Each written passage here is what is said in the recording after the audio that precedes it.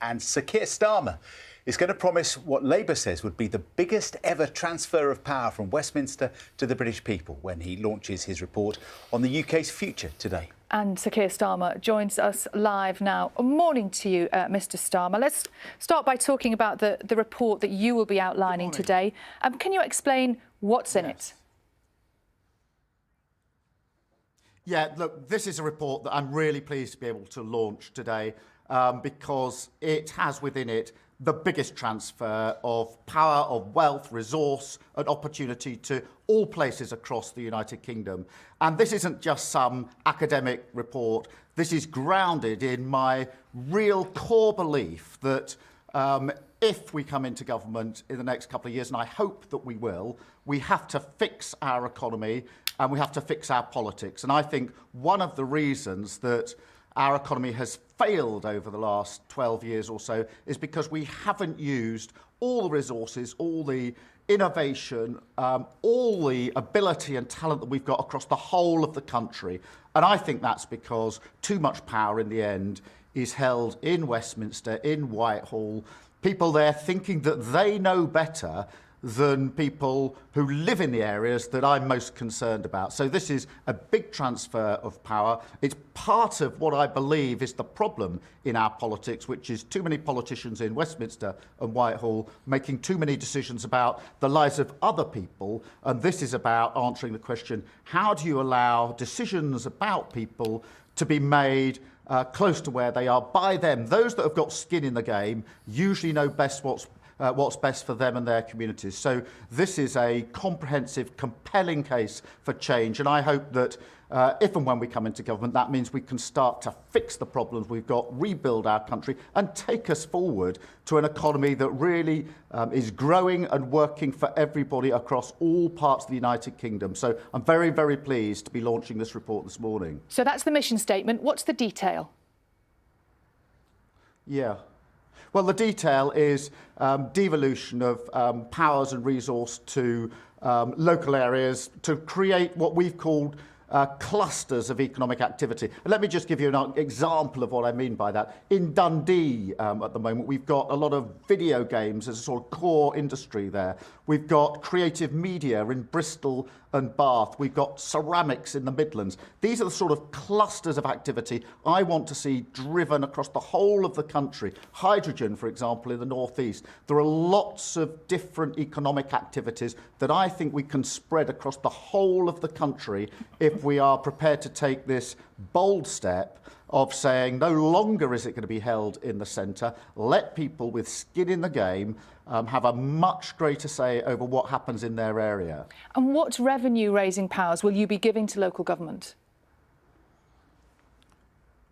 Well, when it comes to local government, what I want is for local government, for local communities to have more control over the money that's available to them at the moment. How? And to give some examples of that, at the moment there's bits of money in silos that can only be used for this and not that.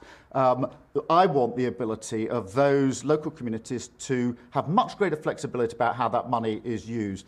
There are arguments in the report about retaining business rates. There are arguments in the report about, why can't local communities, local areas help getting people back to work? It's usually much more successful if done locally. And that could be a revenue raiser as well. So I want to ensure that so far as possible, decisions about people are made as close to them as possible. And that includes the revenue, that includes the money. So no more silos, this money to be controlled centrally only for these purposes, and much more flexibility, much more empowerment for local authorities, local areas, so we can actually get our country moving forward.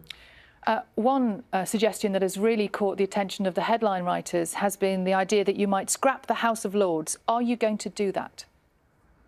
Yeah. Yes, look, I think the House of Lords is indefensible. Anybody who looks at the House of Lords would struggle to say that it should be kept. So we want to abolish the House of Lords and replace it with an elected chamber that has really strong missions. So, for example, looks after devolution, actually make sure that our politics work. So, yes, we do need to abolish the House of Lords. How much of a priority would that be? Forgive me for interrupting. What is a comprehensive case. I'm just curious to know how much of a priority would that be? Would that happen in, for example, a Labour's first term in government?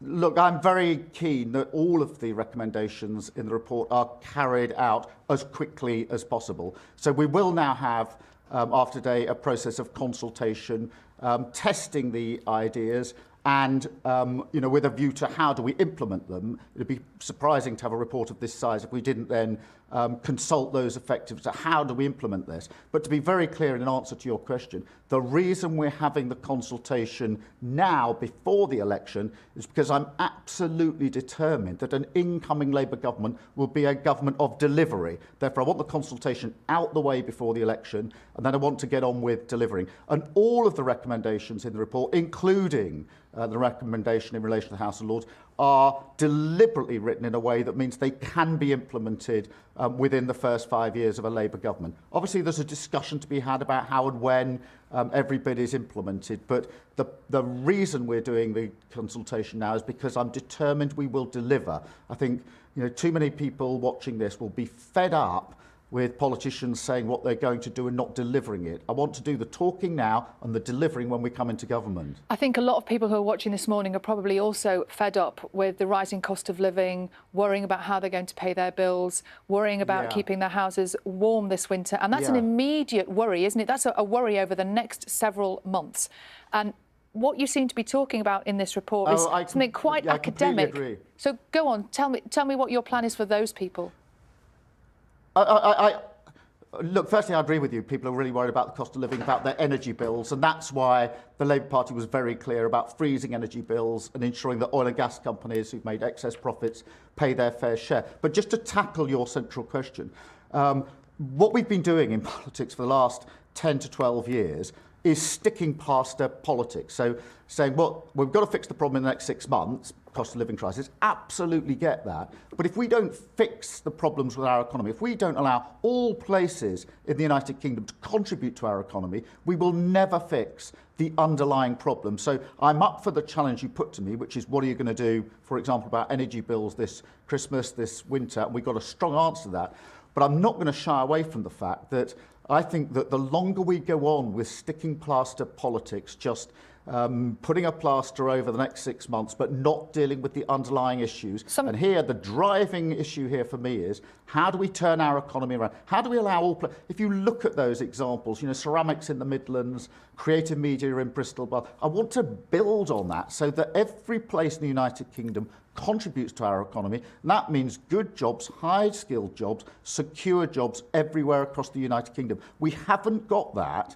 And that is the Achilles heel. And so, yes, the short term, I'm up for that challenge, but I'm not going to shy away from the medium and long term, because that's what we've been doing for 12 years. That's why we're in the mess we're in. And it's the same old story under this government, whether it's cost of living, whether it's the energy crisis, where, again, we haven't tackled the long term, whether it's the NHS.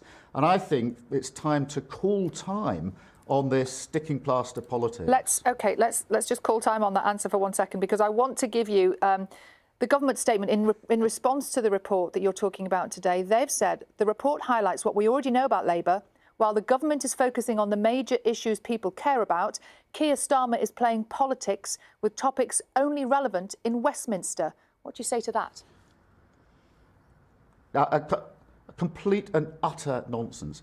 I've spent my time out across the whole of the United Kingdom. Spent time in Blackpool just last year talking to youngsters there, 16, 17-year-olds, had a group of about 20, and I said to them, how many of you love Blackpool, the place you grew up? And all their hands went up. And then I said to them, how many of you think you're going to have to leave Blackpool in order to get the job that you want for your life? And all bar one hand went up, and the only hand that didn't go up was a school teacher. Same story in Burnley and Hull, Stirling, Sunderland, Southampton, you name it. So I'm not interested, frankly, in what the Conservatives say in response to this. My desire is to look those people in the eyes that I've already spoken to across the country who are yearning. They've got the ambition for their place to really motor, to go forward. They've got the talent, the ambition. All they need is a government with the ambition that matches theirs. And so my focus is on those people all across the country who are crying out for a government that's on their side. So, you know, I'm not that interested in what the Conservatives have to say about this. They've had 12 years, and I don't think anybody hand on heart could say we've landed in a good place. Today we've heard, haven't we, about the latest attempt to settle the rail dispute that has been rejected by the RMT. What would you do to bring these strikes to an end? I think the government has to get involved in the negotiations, get people around the table. It is quite capable. These disputes are quite capable of being resolved. What you've seen in Wales is the resolution of similar disputes. Same thing in Scotland. I think our government's been sitting on its hands. Nobody wants these disputes. We certainly don't want the disruption into Christmas. And so I say to the government, get off your hands, roll up your sleeves, get on the pitch and help to resolve these, just as has been done in Wales, just as has been done in Scotland. Is the RMT wrong to reject the latest offer? Well, look, I'm not going to start saying one side's right, one side's wrong. What I do know is if you had a Labour government, we would get people round the table and resolve these issues. That, and I'm not just saying that, you can see that has happened in Wales, that has happened in Scotland. Why hasn't it happened elsewhere? Answer, because the government is sitting on its hands. Get on with it. You've got a busy day ahead today, haven't you, Sir Keir Starmer? But you're also quite busy last night watching England play football. We have the image that was released. There we go. Yourself and Gordon Brown, who has been working on this report with you for the last 2 years. Tell me, what did you make of the game? Oh, look, I mean, I've been watching England all my life. I've watched us go so far and then not quite get there. So I'm afraid, for me, it was a fantastic game. I thought Bellingham was absolutely brilliant. The whole team were brilliant. And, you know, fantastic night. Great to see Kane get a goal. But for me, I'm an Arsenal supporter and England supporter. I'm afraid when they're playing, I'm absolutely focused on it, as were millions of people last night. Really, really great game. Well, I mean, Bellingham's still a young man. Fantastic game. But, you know, let's onwards and upwards now. Can they go all the way? I hope so. I mean, I think what you've got in this squad, you've got resilience. You've got those absolutely flashes of real brilliance. You've seen that in pretty well every game. You know, it's very hard to keep the levels up in every game, but you've always seen those periods of brilliant play. But I think there's something slightly more with this squad. They seem that they gel, they get on, they know each other, they know the way they play. You don't always have that in a squad. So I do think that there is enough there to take us. But look, France is going to be really, really hard. Mbappe yesterday was pretty phenomenal. So France is going to be a real test for us. But look, I'm backing England all the way. Sir Keir Starmer, thank you very much indeed.